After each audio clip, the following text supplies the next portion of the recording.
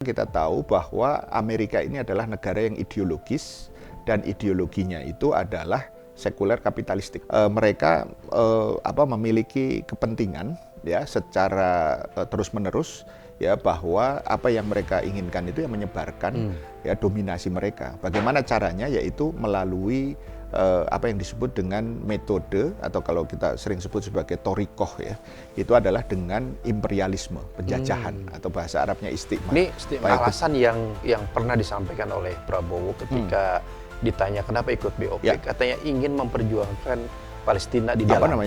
BOP ini kemarin sudah dibahas sebenarnya, tapi saya ingin menegaskan saja, ini sebenarnya adalah topeng ya untuk tadi melakukan apa yang disebut dengan imperialisme gaya baru tadi, menyayangkan ketika kemudian banyak pihak ketika dipanggil, tadi saya menggunakan istilah dipanggil ya, bukan oleh Prabowo ya, 16 konon katanya ormas Islam ada sekian orang begitu ya, yang mewakili ini.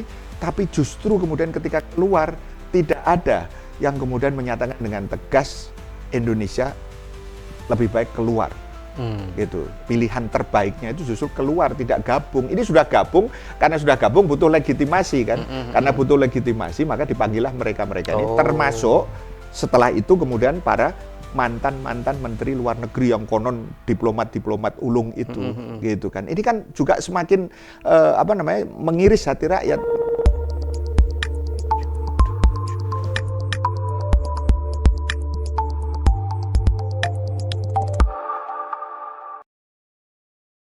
Bismillahirrahmanirrahim. Assalamualaikum warahmatullahi wabarakatuh. Waalaikumsalam. Alhamdulillah rabbil alamin, wassalatu wassalamu ala asrafil anbiya'i wal mursalin wa imamil muttaqin wa ala alihi wa sahbihi ajmain. Alhamdulillah, segala puji bagi Allah Rabbul Alamin yang telah memberikan segala kenikmatan kepada kita semua. Pemirsa Royah TV, kumaha Dararamang sadayana, Masya Allah. Baik pemirsa Royah TV ngaji ngerti ngaji. Alhamdulillah di hari ini kita sama-sama bertemu kembali dalam acara spesial interview Royah TV yang pada hari ini akan mengambil pembahasan yaitu haram dan tercela dukung kezaliman Amerika. Kalau pemirsa melihat atau scroll ke belakang, pembahasan Royah TV ke belakang itu pembahasan tentang pendirian dari Dewan Perdamaian Gaza atau Board of Peace BOP yang saya bersama dengan Ustadz Farid Wajdi. Nah sekarang kita akan membahas lagi ya masih tentang hal tersebut, tapi lebih menekankan tentang kenapa sih ada negeri-negeri Muslim yang mendukung BOP. Tidak ada yang tidak tahu tentang siapa Amerika. Sepak terjang Amerika sampai hari ini menjadi catatan sejarah ya bahwa mereka tentu ya punya peran dan andil untuk menyengsarakan rakyat Palestina dengan peperangan tentang genosid dan sebagainya pemirsa. Ini menjadi catatan bagi kita semua dan ini menjadi tanda tanya besar tentunya ketika ada pemimpin-pemimpin negeri-negeri Muslim malah mendukung Amerika dengan simbol manis yaitu Dewan Perdamaian. Seperti apa pembahasannya dan siapa yang akan kita undang pada hari ini?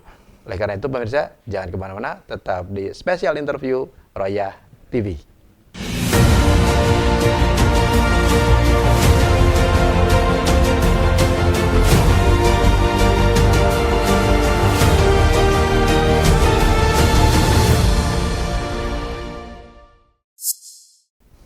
Baik, pemirsa Royah TV ngaji, ngerti, ngahiji, jangan lupa like, comment, and share. Dan hari ini spesial interview kembali menyapa pemirsa dalam tema haram dan tercela dukung kezaliman Amerika.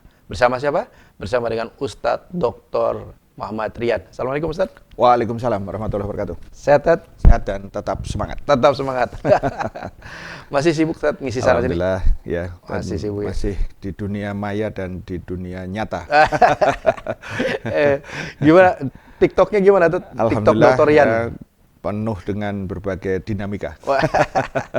Ini hampir tiap hari ya kita upload. Hampir tiap hari ya kita bikin konten ya dan banyak sekali respon-respon dari teman-teman, dari Bapak Ibu sekalian, dari sahabat-sahabat kita, ya, dan terima kasih ya untuk memfollow @Dr. Rian apa namanya, yang selama ini ya sudah 6 bulan Kang. Wih, mantap. Ponsen jadi ini. Ya. Ini ada yang nanya ya, Ted. Ini kenapa kok selalu diawali dengan mengapa? Ini kenapa nih? Ya, karena inti atau filosofinya kita ingin mempersoalkan banyak hal. Gitu ya. Jadi maka kata kuncinya ini memang harus ya sederhana begitu ya. Dan yang paling sederhana ya tentu saja kata mengapa atau why gitu ya, kata ini gitu. Kenapa kebijakan begini, kenapa kebijakan itu gitu. Sehingga dari situ kita berharap ada satu apa ya, stimulasi berpikir ya, bahwa ternyata banyak masalah gitu. Jadi semakin banyak mengapa itu kan berarti makin banyak masalah. Ya, karena videonya sekarang sudah alhamdulillah di atas 130 video. 130 video. 6 bulan ini. 6 bulan. Ya, jadi alhamdulillah. Jadi ya mudah-mudahan diberikan apa namanya, keistiqomahan. Amin. Baik, pemirsa yang belum follow ya, @doktor.rian. Itu silakan ya. Itu luar biasa ya. Pokoknya kalau ada yang lewat-lewat, share, itu ya. Baik Ustadz, kita tidak akan bicara tentang Dr. Rian. Kita ada di Roya TV. Ustadz, alhamdulillah mudah-mudahan kehadiran Ustadz di studio mendapatkan keberkahan bagi Ustadz dan keluarga. Kita akan bahas menyambung pembahasan kemarin bersama dengan Ustadz Farid Fadzili, yaitu tentang BOP, Board of Peace of Gaza. Dan kita tahu sendiri bahwa itu adalah ciptaan dari Trump, seorang presiden Amerika. Dan yang anehnya lagi, pemimpin negeri-negeri Muslim ada berapa? Ada 9 kalau tidak 9 pemimpin negeri Muslim itu mendukung, dukung, termasuk juga, nah ini yang lebih ini ya, negeri Muslim yang terbesar di dunia yaitu penduduknya yaitu Indonesia. Muslim, gimana nih, Tad? Kenapa sih kok bisa dapat dukungan seperti ini? Apakah ini apa namanya bentuk kesadaran atau ada peluang di dalamnya untuk memperjuangkan Palestina atau apa Ustaz? Ya, pertama bismillahirrahmanirrahim. Assalamualaikum warahmatullahi wabarakatuh. Waalaikumsalam. Alhamdulillahirabbil alamin. Wassalatu wassalamu ala asyrofil anbiya'i wal mursalin wa ala alihi washabbihi ajmain. Nama Kang Ponsen dan para pemirsa yang dimuliakan oleh Allah Subhanahu wa taala. Jadi pertama, kita harus memahami dulu nih sebelum ke BOP-nya dulu nanti dan para pemimpin-pemimpin muslim itu gitu, bahkan termasuk tokoh-tokoh muslim yang jangan lupa kemarin baru saja dipanggil presiden. Dipanggil ya. Pertama, kita harus tahu bahwa Trump itu berasal dari Partai Republik. Partai Republik itu dengan Partai Demokrat itu sebenarnya 11 dan 11,5 Kang Ponsen. Dikit banget. Jadi nggak 12 ya, jadi 11,5. Ya, dari sisi apa? Dari sisi kebijakan luar negeri mereka. Kenapa? Karena kita tahu bahwa Amerika ini adalah negara yang ideologis dan ideologinya itu adalah sekuler kapitalistik gitu. Artinya apa? Mereka memiliki kepentingan ya secara terus-menerus ya, bahwa apa yang mereka inginkan itu yang menyebarkan ya dominasi mereka. Bagaimana caranya? Yaitu melalui apa yang disebut dengan metode, atau kalau kita sering sebut sebagai torikoh ya, itu adalah dengan imperialisme, penjajahan, atau bahasa Arabnya istikmar. Baik penjajahan model dulu gitu ya, yang fisik ya, militer begitu ya, penguasaan langsung, maupun juga yang neo imperialisme melalui ekonomi, melalui pendidikan, melalui berbagai hal yang terkait dengan gaya yang dilakukan. Tapi jangan lupa bahwa Partai Republik dengan Partai Demokrat ya, simbolnya itu ya, itu sebenarnya mencerminkan karakter mereka. Jadi Partai Demokrat itu simbolnya dia keledai. Ya, oh gitu. Ya, keledai. Nanti perhatikan tuh ya. Mungkin pemirsa juga ini. Yang kedua, Trump itu Partai Republik itu gajah. Oh, mirip satu partai yang bekas. Itu kayaknya niru-niru tuh. Gitu ya. Jadi apa yang saya maksud, gajah itu dia terang-terangan Kang Ponsen dalam mengekspresikan kepentingan-kepentingan. Jadi nggak ditutup-tutupi. Gitu. Jadi makanya Partai Demokrat itu berbeda dengan Partai Republik. Kalau Partai Republik terang-terangan dia, ya. Jadi kalau dia jahat ya jahat beneran, gitu, nggak ditutupi. Ya, kalau dalam bahasa ininya itu dia presiden-presiden dari Partai Republik, ya, dari dulu, misalnya si George Bush gitu ya dulu, ya, itu dulu kan dengan jelas ketika War on Terrorism, ya, jadi tahun 2001 itu ya jelas ini perang salib, gitu. Dan orang tidak perlu. Sekarang nanti ada kata-kata yang sering dipakai nih, husnudon, ya, bersangka baik gitu. Padahal sebenarnya ini nggak layak begitu ya. Bukan berarti kita menafikan tentang konsep husnudon itu begitu ya. Tetapi dia terang-terangan berbeda dengan keledai tadi itu. Kalau keledai itu dia dalam satu karikatur politik ya, dia itu pakai topeng bahasanya gitu ya, pakai topeng singa untuk nakut-nakuti. Maksudnya apa? Dia menyembunyikan niatnya, gitu ya. Makanya pemimpin-pemimpin dari Demokrat itu dia dia melakukan tipu daya. Ya, kalau tadi dia ngasih racun, beneran racun tuh. Tapi kalau Partai Demokrat itu ngasih madu, tapi sebenarnya racun. Gitu. Nah, tertipulah orang-orang yang terperdaya. Jadi tertipu orang-orang yang terperdaya. Gitu. Jadi ini yang saya ingin katakan untuk kemudian menggambarkan ketika yang poin kedua saya, Trump itu menyusun apa yang disebut dengan BOP ini, Board of Peace, gitu ya, yang kelihatannya itu keren gitu ya, kelihatannya itu mengayomi dan seterusnya, sebenarnya harus dibaca dengan lugas. Itulah contoh keinginan ya, kerakusan mereka, keinginan ambisi mereka itu untuk mendominasi semua aspek. Jangan lupa sebelum BOP ini kita harus kaitkan juga bahwa Amerika selama ini tadi saya katakan sebagai negara ideologis kapitalis ya, yang melakukan imperialisme, dia tidak menutupi apa yang menjadi contoh terakhir Venezuela.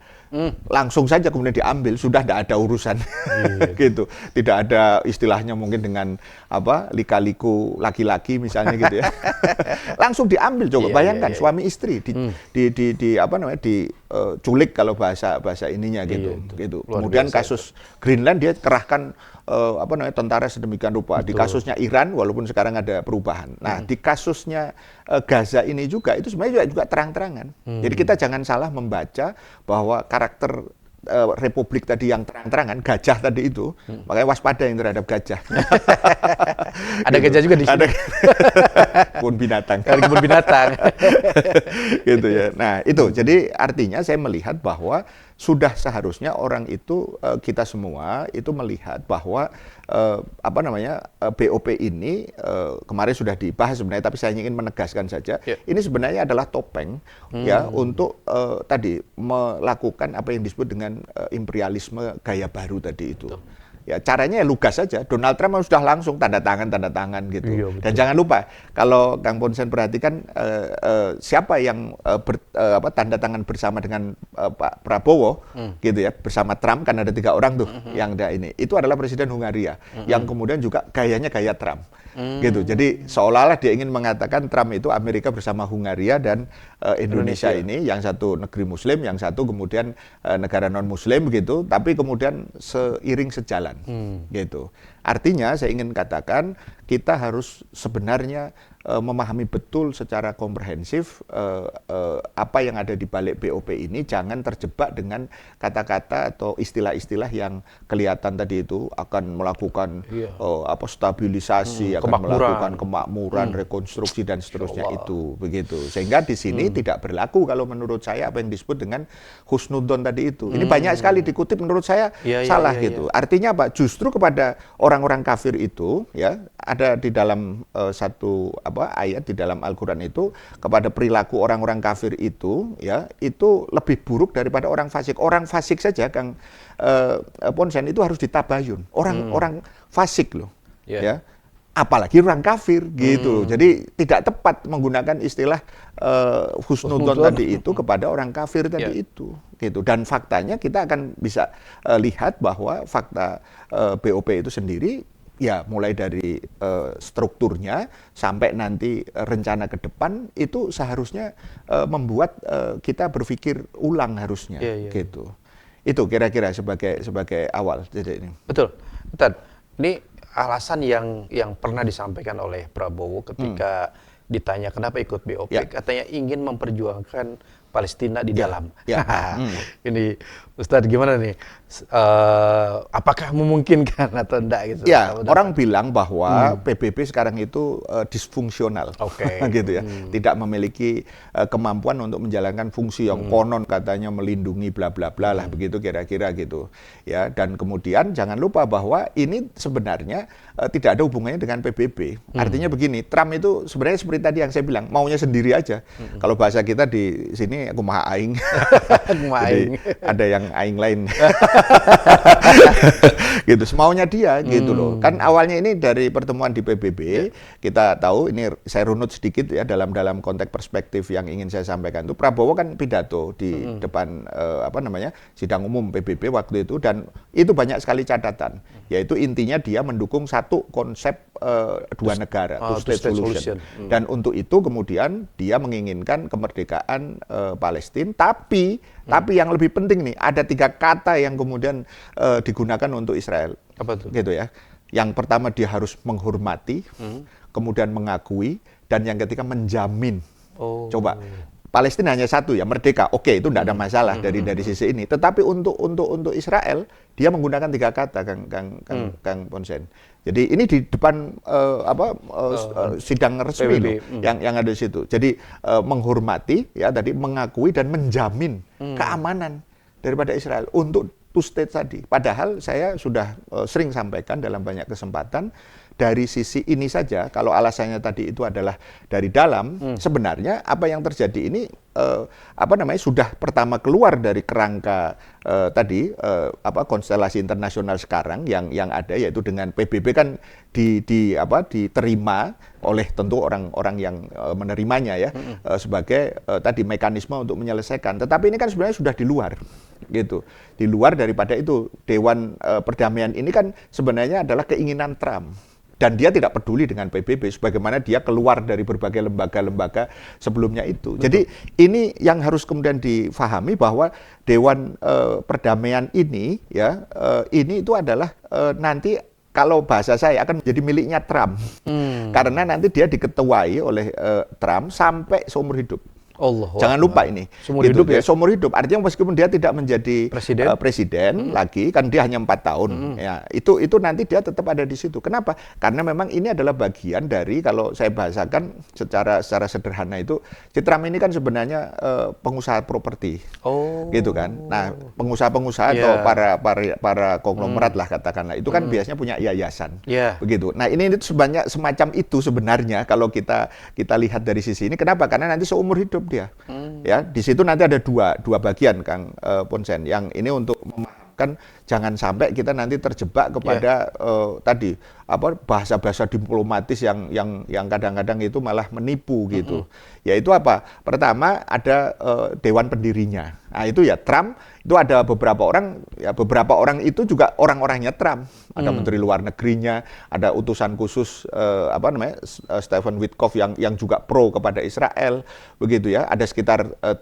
Kemudian baru nanti yang untuk Gaza. Begitu, itu ada sekitar 11 gitu ya yang ada di situ, yang nanti menjalankan rekomendasi daripada apa yang dilakukan oleh Dewan Pendiri ini. Dan jangan lupa catatan lain itu adalah di dalam sini juga ada Tony Blair, yang kita tahu tangannya itu berlumuran darah sebagaimana George Bush gitu ya pada zaman perang di Irak ya. Pada kalau George Bush 2001, ini di 2003 ketika Irak diserang itu. Artinya begini, saya ingin mengatakan bagaimana kita meletakkan BOP ini utuh gitu. Jadi Gaza ini sebenarnya salah satu proyeknya saja daripada Board of Peace ini. Jadi ini sebenarnya bukan Board of Peace Gaza, bukan. Jadi Dewan Perdamaian seolah-olah dia ini melindungi semua pihak. Proyek pertamanya, ingat nggak kalau dalam properti itu ada proyek pertama. Proyek pertama ini Gaza. Gitu loh. Makanya kemudian di situ kalau yang ini itu nanti investasi dan diplomasi yang pendiri, sementara yang ini nanti eksekusinya. Gitu loh. Eksekusi dalam konteks tadi yang rekonstruksi. Pertanyaan sederhana, dari mana uang untuk rekonstruksi? Kita tahu kan semua anggota tetap nih. Jadi nanti ada anggota yang tidak tetap. Anggota yang tidak tetap itu 3 tahunan waktu masa keanggotaannya itu harus membayar tadi itu 1 miliar US dollar atau sekitar 17,6 triliun ya yang ada di situ. Ya, kalau sekarang ini ya sekitar 16,7 lah, mungkin ini antara itu, gitu. Nah, artinya sekarang pertanyaannya uangnya Trump ada nggak di situ? Jangan-jangan nggak ada, karena dia menggunakan semua yang tadi menjadi bergabung itu untuk modalnya dia. Oh Allah. Coba bayangkan kalau tadi ada berapa negara yang mayoritas Muslim ya, ada Arab Saudi, ada Turki, ya kira-kira mungkin ada 8, kalau dengan Indonesia ada 9, gitu ya. Ya 9 kira-kira mungkin sekitar 9 miliar US dollar yang menjadi modal awal untuk negara-negara ini. Karena yang lain juga banyak sebenarnya. Jadi Trump ini sebenarnya kalau bahasa sederhananya gini Kang Ponsen, dia nggak perlu modal, ketika dia ingin membangun, dia pakai duit orang.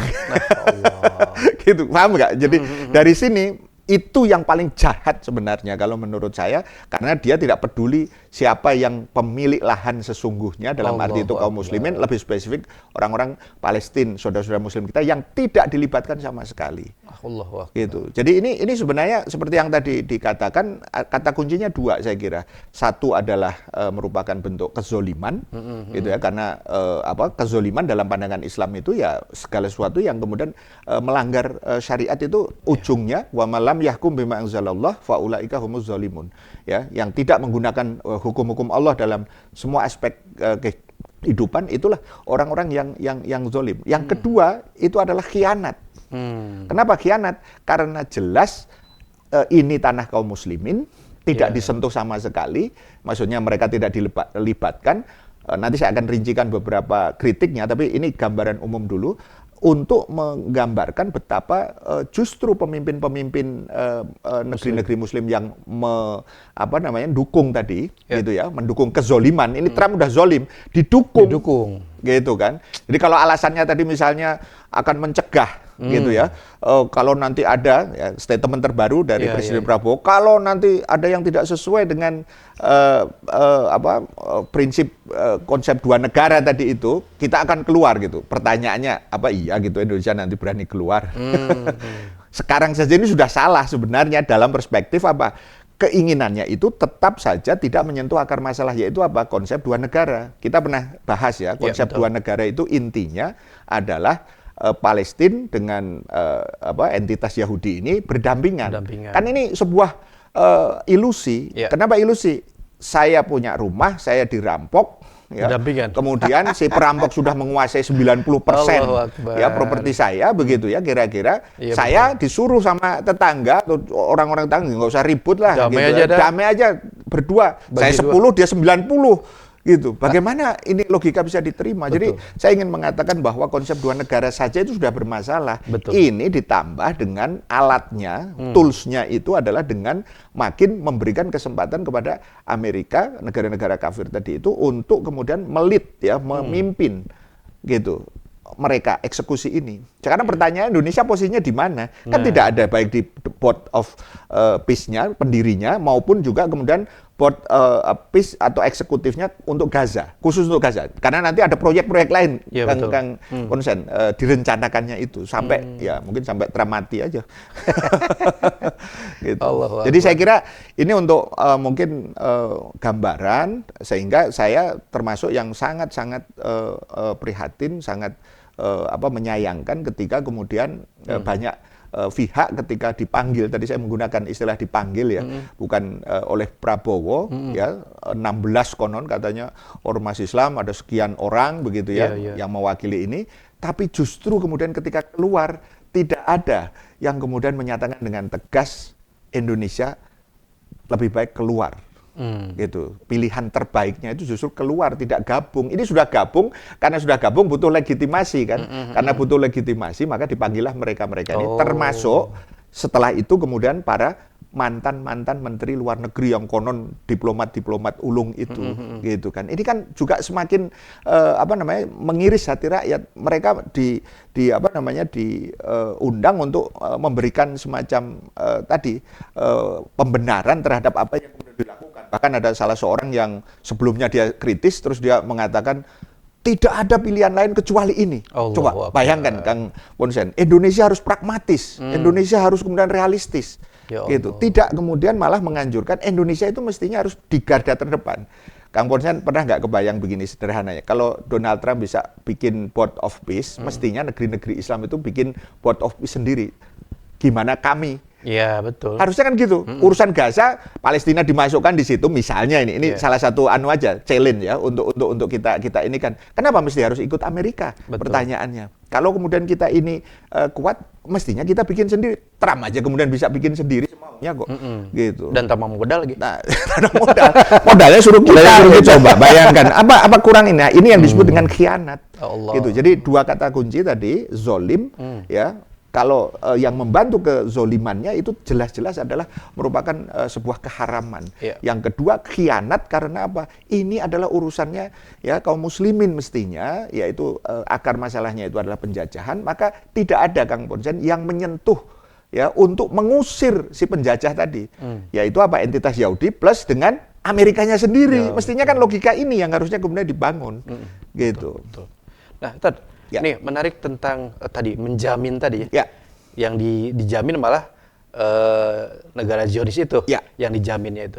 Artinya begini Tad, kalau misalkan negeri-negeri Muslim itu bergabung dalam BOP-nya Gaza, lalu mungkin nggak nanti negeri-negeri Muslim itu harus menurunkan tentaranya untuk menjamin perdamaian di sana? Gimana Tad? Begini, apapun yang nanti dikirim, gitu ya. Kalau itu kemudian adalah tentara yang nanti di sana itu, kalau PBB kan bahasanya tentara perdamaian. Tentara perdamaian itu tidak punya hak apapun, ya kecuali menjadi pengawas saja. Makanya disebutnya observer, menjadi pengamat. Tidak boleh membela salah satu gitu. Padahal jelas-jelas yang dijajah itu saudara kita gitu kan. Tapi ya itu tadi karena kita terjebak lagi di PBB. Nah sekarang ini sebenarnya belum ada kejelasan dalam konteks nanti kalau misalnya akan benar-benar dieksekusi, konon katanya kan masih dalam pembahasan gitu kan ya. Tetapi saya menduga bahwa kalau kemudian nanti ada tentara, pertanyaannya siapa yang membiayai? Nah, satu dari sisi teknis ini. Yang kedua, terus tugasnya apa dia? Apa kemudian dia nanti akan bisa kemudian menjamin bahwa kemudian mereka itu misalnya ya, kalau kemudian ada entitas-entitas dari Hamas yang jelas-jelas tidak diikutkan, atau kemudian rakyat Palestina yang kemudian juga tidak diikutkan itu, kemudian mereka tidak terima. Ini tanah saya kok. Ada tentara, Anda tentara dari mana? Apa pernah saya minta Anda datang? Nah, gitu kira-kira kalau bahasa sederhananya gitu. Betul. Itu nanti akan berpotensi malah justru akan menimbulkan konflik internal di kalangan umat Islam. Gitu loh. Betul. Dan saya tidak yakin Trump akan mengirimkan tentaranya atau sebagaimana negara-negara yang lain gitu loh. Gitu. Artinya apa? Ini menjadi sebuah hal yang akan semakin memperdalam tadi itu penderitaan daripada kaum Muslim yang ada di sana itu. Gitu. Kita tidak dalam posisi pesimis, Kang Ponsen. Maksudnya pesimis dalam arti untuk menyelesaikan Palestina kita harus terus speak up, harus kemudian lantang berbicara. Tetapi juga kritis terhadap hal-hal yang malah justru akan membuat tadi rencana-rencana yang seharusnya untuk Palestina, misalnya katakanlah untuk mengusir entitas Yahudi itu caranya bagaimana? Rasulullah SAW sudah mengingatkan, sudah meneladankan, diikuti oleh para pemimpin-pemimpin sudahnya, hanya satu caranya, yaitu jihad fisabilillah. Pertanyaannya ada nggak kemudian pembahasan tentang itu di kalangan umat Islam itu sendiri? Gitu. Kalau itu tidak pernah ada, sementara kemudian kita ikut-ikutan dengan gaya ini kan tidak semuanya harus perang, harus dengan diplomasi. Pertanyaannya apa yang akan dilakukan di sana? Kalau hanya sekedar kemudian melakukan rekonstruksi, maka pertanyaannya, Israel atau entitas Yahudinya masih ada nggak? Masih ada dan tidak pernah tersentuh. Kalau dalam bahasa Prabowo, ingat tadi 3 kata kunci, mengakui, menghormati, dan menjamin eksistensi atau keamanan daripada ini. Ini menurut saya dari diksi ini saja itu sudah tidak seimbang, gitu. Maksudnya tidak seimbang. Palestina cuma satu kata yaitu merdeka. Oke, itu prinsip. Tapi ini 3 hal ini menurut saya menjadi gaya bahasa yang menurut saya tidak layak, gitu loh, untuk kemudian dilakukan. Walaupun dalam konteks diplomasi dunia sekalipun. Gitu. Baik Ustaz, satu pertanyaan sebelum di akhir segmen ini. Ya. Itu berkaitan dengan Gaza-nya sendiri, Ustaz. Tadi Ustaz menarik tadi yang sampaikan, kalau misalkan entitas ya Hamas, lalu juga penduduk Palestina atau penduduk Gaza tidak nerima dengan programnya si Trump ini, ini apakah potensi itu besar kata? Ya, saya kira sangat besar. Dari awal kan ini mereka tidak diikutkan. Sekarang beginilah, Kang Ponsen yang punya rumah, kembali ke contoh tadi itu, rumah kita dirampok misalnya gitu. Terus kemudian orang yang lain kita berusaha untuk mengusir perampoknya tadi itu kan gitu. Kita belum berhasil, bahkan terpepet tadi hanya 10% kita kuasai tanah kita sendiri gitu kan. Terus orang lain mengatakan gitu, udah kamu keluar aja dulu biar saya ngurus. Gitu. Loh saya yang punya kendali terhadap rumah ini kok gitu loh maksudnya. Dan itu hak mereka untuk kemudian mempertahankan diri, untuk ya kan apa jaminan yang mereka datang ya, maksudnya ini mereka tahu nanti kalau mereka datang dalam bentuk yang sudah teknis ya untuk membangun dan segala macam. Pertanyaannya kan apakah mereka juga tidak ditanya maunya mereka apa gitu. Sampai hari ini kan tidak pernah. Maunya mereka itu apa? Yang jelas mereka tidak boleh dilibatkan. Satu, yang kedua dilucuti senjatanya kan. Kang Ponsen. Sementara yang entitas Yahudi tidak ada klausul itu. Malah dijamin. Iya. Ya artinya maksud saya ingin mengatakan di mana sisi kemudian kebaikan yang dimaksud tadi itu? Apa Trump nanti sebagai katakanlah konglomerat properti terus kemudian dia nanti wah udah ya kita bangun itu nanti kan sudah ada planningnya itu. Yang itu nanti jadi yang jadi ini duitnya nanti butuh berapa? Cuman begitu. Apa iya kemudian yang dimaksud cita-cita Palestina merdeka itu cuman bangun bangunan seperti itu dan selesai. Terus kemudian yang tadi wilayah yang seharusnya yang Palestina, karena jangan lupa sekali lagi kalau kita bicara masalah Palestina itu bukan hanya Gaza.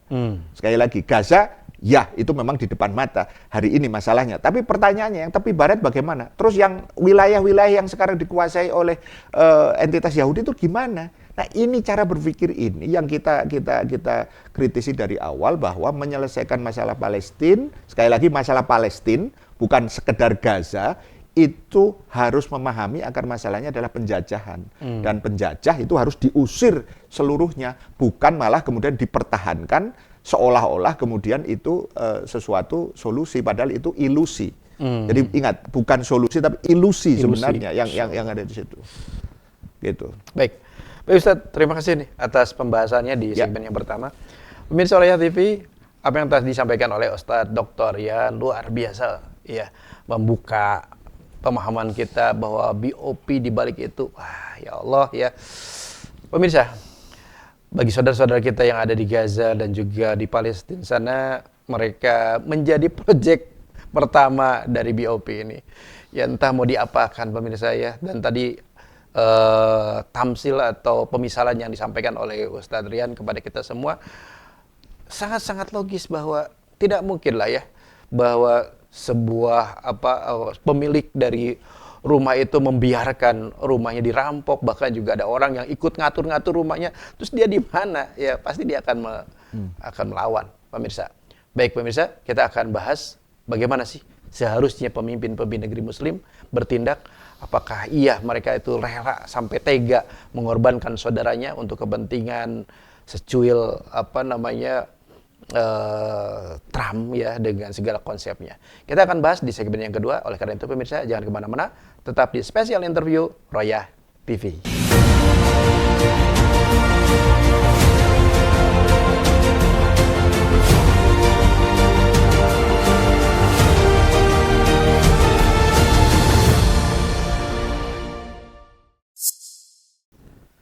Baik, pemirsa Roya TV ngaji ngerti ngahiji, masih bersama dengan Roya TV ya pemirsa di pembahasan spesial interview tentang haram dan juga tercela dukung kezaliman Amerika bersama dengan Ustadz Dr. Muhammad Rian.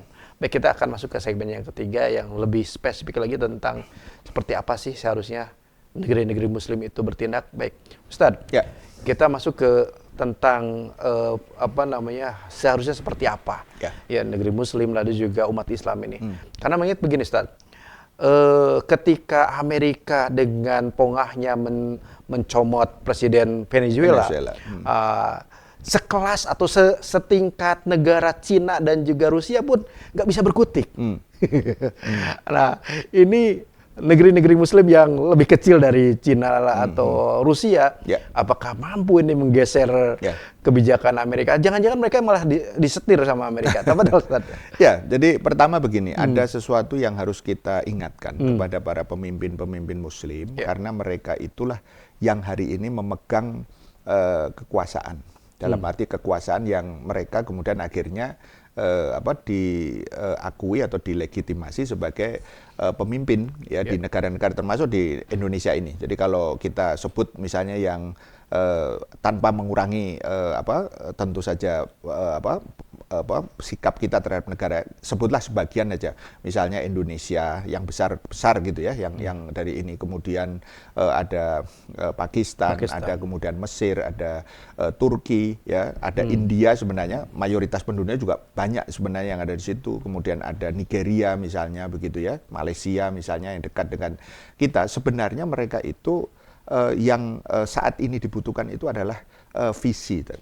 Jadi mereka itu kehilangan visi karena kemudian mereka sekarang terjebak di dalam permainan atau game yang dilakukan oleh negara-negara kafir penjajah tadi itu. Yaitu apa? Salah satu contohnya ya konsep dua negara itu kan kemudian diadopsi itu seolah-olah itulah tadi yang kata salah satu mantan diplomat itu satu-satunya. Nah, gitu. Coba saya denger aja miris itu. Jadi kok seolah-olah orang ini punya pengalaman, punya pengetahuan yang ini kok seolah-olah kemudian kalau bahasa saya itu nabrak tembok, Kang Purjan. Jadi seolah-olah tidak ada lagi alternatif. Padahal kita dalam konteks Palestina ini mereka semuanya punya kekuasaan dan kekuatan. Jangan lupa. Betul. Gitu ya. Kekuatan itu artinya militer, senjata dan seterusnya. Yang kedua legitimasi kekuasaan. Gitu. Artinya mereka kan bukan pemimpin yang istilahnya dipilih tanpa dipilih gitu. Tahu-tahu ada pemimpin kan enggak. Gitu. Termasuk Arab Saudi. Tadi saya belum sebutkan negara di Timur Tengah misalnya. Betul. Begitu kan. Nah, artinya apa? Artinya poin penting yang kita ingatkan adalah bahwa Rasul mengingatkan kita salah satu fungsi kepemimpinan gitu ya, itu adalah sebagai perisai, sebagai junnah. Innamal imamu junnah. Ya, para pemimpin, para khalifah itu adalah laksana perisai. Gitu kan. Artinya apa? Kalau perisai itu yang melindungi. Sekarang pertanyaannya, bagaimana kita akan melindungi saudara-saudara kita di Palestina seperti ini dengan melalui tangannya BOP tadi itu? Kan ini sangat tidak logis justru. Saya tadi katakan di awal, mestinya yang tanda kutip lebih logis gitu ya. Ya, lebih logis itu adalah negeri-negeri Muslim berkumpul, ya bukan oki lagi, tapi berkumpul, sebutlah kemudian ada dewan tertentu, begitu ya, biar tidak sama ini namanya. Kemudian mereka bicara, kita harus membicarakan bersama-sama ini. Mestinya bisa itu, betul. Gitu ya. Kalau kemudian ada kemauan, gitu ya. Kalau konstelasinya masih seperti sekarang, tetapi ternyata itu tidak ada. Kenapa? Mereka sudah kehilangan visi. Ini masalahnya, visi dalam konteks persatuan umat Islam yang sejati. Nah, yang kedua itu adalah bahwa ya selain visi, mereka juga kemudian harus punya apa yang disebut dengan ya komitmen dan keberanian. Betul. Begitu ya. Artinya apa? Mereka itu kan anak-anak kaum muslimin. Kita ingatkan bahwa mereka itu adalah anak-anak ya kaum muslimin yang kemudian satu jelas Rasulnya itu Muhammad, ya, yang kemudian pada waktu orang-orang Yahudi di Madinah itu melanggar perjanjian, Rasul tegas melakukan tindakan. Jadi kita jangan bersikap lemah begitu. Kemudian yang kedua, ya ketika Umar bin Khattab, ya radhiyallahu an, itu kemudian membebaskan tanah Palestina, itu juga kemudian dengan kekuatan. Begitu ya, dengan jihad. Kemudian sampai sekitar 400 tahun gitu ya, itu kemudian direbut oleh tentara salib, kemudian sekitar hampir 100 tahun dibebaskan kembali oleh Panglima Salahuddin Al-Ayyubi, dan kemudian sampai kurang lebih 700 tahun gitu ya, itu Palestina itu aman, dan kemudian ketika ada rongrongan kembali dari Yahudi dipertahankan dengan gagah berani oleh Sultan Abdul Hamid yang kedua dari kekhilafan Utsmani yang ada di Istanbul. Artinya apa? Saya ingin mengatakan komitmen yang harusnya kemudian diingatkan itu adalah komitmen persatuan ini. Masya Allah. Jadi jangan sampai kita itu malah kemudian mencari kepentingan masing-masing. Kita kan tahu tuh, Trump itu kan sohib. Ya, sohibnya negara-negara teluk ini. Begitu ya, karena mereka semuanya beli senjata dari Trump. Mereka mereka kemudian minta perlindungan juga dari Trump, ya, bukan pada Allah Subhanahu Wa Taala, gitu kan, kepada Amerika, begitu kan, ya. Kita harus katakan ini, maksud saya untuk mengingatkan bahwa tadi Anda harus punya visi. Yang kedua, visi itu harus dibangun dengan komitmen untuk apa? Untuk persatuan umat ini. Karena apa? Kalau tanpa itu, ya kita nanti akan menjadi negara-negara yang banyak tapi kemudian sebenarnya lemah. Nah, disinilah kita ingatkan belum terlambat kalau negara-negara yang mayoritas Muslim ini, ya. Jadi saya katakan ini bukan negara Islam, tapi negeri-negeri Muslim. Artinya Muslimnya itu mayoritas di negeri-negeri tadi. Jadi Muslim countries. Jadi bukan Islamic State. Karena ini seringkali dalam konteks diplomasi internasional seringkali salah gitu. Disebutnya ini kita negara-negara Islam begitu. Bukan. Nah, konteksnya adalah bagaimana kemudian mestinya Indonesia sebagai negeri Muslim terbesar itu mengambil inisiatif untuk kemudian menyatukan tadi ya negeri-negeri yang lain tadi itu untuk bersama-sama membebaskan Palestina tadi itu. Ingat, Palestina bukan hanya Gaza. Gitu ya, dari tangan ya penjajah yaitu entitas Yahudi yang di-backing oleh Amerika, bukan malah justru kemudian mendekati atau malah bahasa ininya merangkul Amerika, ya, sementara kemudian yang dirangkul itu sebenarnya adalah penjahatnya gitu. Jadi gimana coba logika? Kan tidak mungkin. Harusnya ada kemandirian di sini. Nah, disinilah visi ini itu kemudian nanti dalam Islam itulah yang kemudian nanti ya disebut sebagai visi ya persatuan umat itu dalam bentuk negara khilafah tadi itu. Masya Allah. Ya, sekarang kita tanya secara jujur ya kepada kita semua kepada ini. Apa yang akan membuat kita kuat hari ini kalau tidak dengan Islam? Allah. Kalau kemudian kita masih mempertahankan tadi nasionalisme masing-masing, saya sering sebut sebagai tembok-tembok nasionalisme, walaupun dia bisa dipanjat tuh temboknya karena misalnya ada kepentingan nih sekarang ngumpul nih, gitu kan. Tapi faktanya kan kemudian mereka sebenarnya ada di dalam kendali ya negara-negara kufur tadi, terutama Amerika tadi itu. Betul. Kita menjadi tidak berani untuk kemudian melakukan langkah-langkah yang tadi yang sifatnya strategis tadi itu dengan visi kita, dengan visi Muslim yaitu visi persatuan umat tadi itu, dan Rasul dan para sahabat, para khalifah setelah itu mencontohkan. Itulah yang membuat kita, jangan lupa ya, para khalifah itu kemudian dulu ya itulah kemudian mereka disegani. Namun ini salah satu contoh yang membuat mestinya inspirasi bagi kita semua. Ketika kita tidak terpecah belah, hanya ada satu pemimpin di dunia Islam, Khalifah Harun ar-Rasyid ya dari kekhilafahan di Baghdad pada saat itu. Itu kemudian ada semacam pengkhianatan yang dilakukan oleh katakanlah Romawi pada waktu itu. Itu dengan bahasa yang sangat lugas begitu ya, tidak ini ya, saya ini adalah Harun ar-Rasyid ya, Amirul Mukminin, dan kamu anjing Romawi. Coba bahasanya itu anjing Romawi itu. Gitu. Itu tegas sekali gitu kan. Kamu akan kemudian melihat apa yang kemudian saya akan tadi kirim. Jadi tidak omongan saya lagi sudah, tapi tindakan saya. Sehingga kemudian ketika dia mendengar itu, ya dia akhirnya tidak berkutik ketika diserang. Begitu. Satu. Kemudian yang kedua, ketika ada seorang wanita misalnya ya di kekhilafahan Al-Mu'tasim misalnya pada saat itu ya dilecehkan, dilanggar kehormatannya oleh tentara-tentara Romawi. Satu orang padahal. Ya, itu Khalifah Mu'tasim ya, sampai beritanya, Aina Mu'tasim, di mana Mu'tasim? Maka beliau kirimkan tentara yang di dalam sejarah itu dikatakan ujung kepala pasukannya itu di dekat Amuria, TKP-nya tadi dekat Turki sekarang.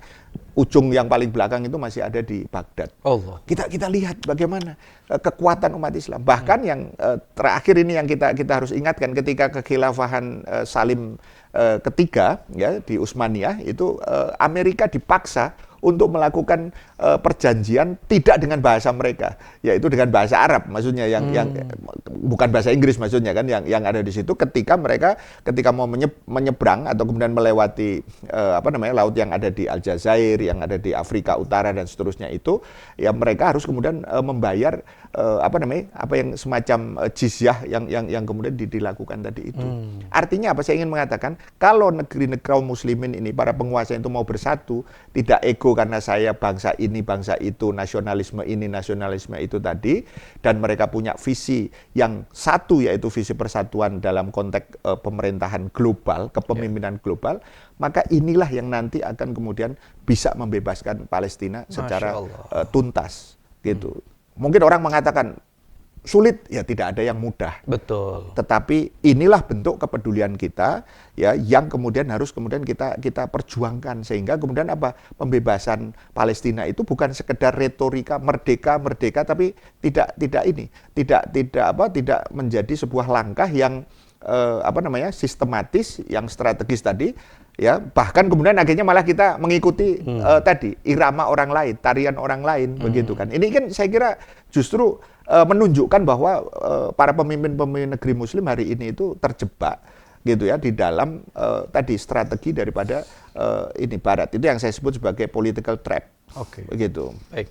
Dan ada sebagian kalangan yang sering mengatakan, kalau ke arah khilafah benar sih, tapi sulit. Udahlah, yang ini aja yang bisa aja lah. Ini gimana? Ya, itu yang saya bilang tadi itu. Kita ini terjebak dalam cara berpikir. Jadi mindset kita ini kemudian sudah terbelenggu di dalam tadi ketidakmungkinan yang sebenarnya itu juga kemudian, ya, jangan lupa para sahabat-sahabat Rasul, ya, ketika Rasul itu dihadapkan dengan para sahabat-sahabat itu tantangan yang begitu luar biasa, itu kan pertanyaannya itu kan muncul, mata nasrullah, gitu. Kapan ini ya Rasul, gitu, kira-kira kalau bahasa saya gitu, ini bukan bahasa ininya. Ya, kapan ya Rasul pertolongan Allah itu datang. Ya, Rasul itu di dalam ayat tersebut kan menjawabnya begini dengan bimbingan Allah. Inna nasrullahi ya qaribun. Bahwa sesungguhnya ya nasrullah itu, pertolongan Allah itu dekat. Dekat di sini kalau para mufasir mengatakan bukan besok atau lusa gitu, tetapi pasti ada, ya, akan diturunkan. Allah. Tentu kita layak di situ, nanti kemudian dikaitkan dengan ayat yang lain, syaratnya harus beriman, harus beramal soleh. Amal soleh yang dimaksud tentu saja adalah amal yang kemudian menjadikan kita ini ya bersatu. Itulah amal dakwah tadi itu, sehingga inilah tugas besar kita hari ini, agar kemudian bukan BOP yang nanti akan menjadi solusi, tetapi adalah jihad dan khilafah. Kenapa? Jihad itu kalau kemudian umat Islam ini mau kemudian mengikuti Rasulullah SAW. Kalau kita bayangkan, Kang Ponsen, bahwa kekuatan jihad umat Islam yang tadi, negara-negara yang saya sebutkan, itu lebih dari cukup. Yang tidak ada satu, yaitu keberanian. Gitu. Coba bayangkan, ya, ini jangankan dibandingkan dengan 5 atau 7 negara yang mayoritas Muslim tadi itu. Dengan Indonesia saja, Israel itu, ya, entitas Yahudi itu sebenarnya vis-a-vis, ya, kalau dilihat dari komparatifnya itu sebenarnya kalah sebenarnya. Cuman kan pertanyaannya, apa iya kita ini mau kalah terus-terusan dengan entitas Yahudi yang cuman sauprit itu?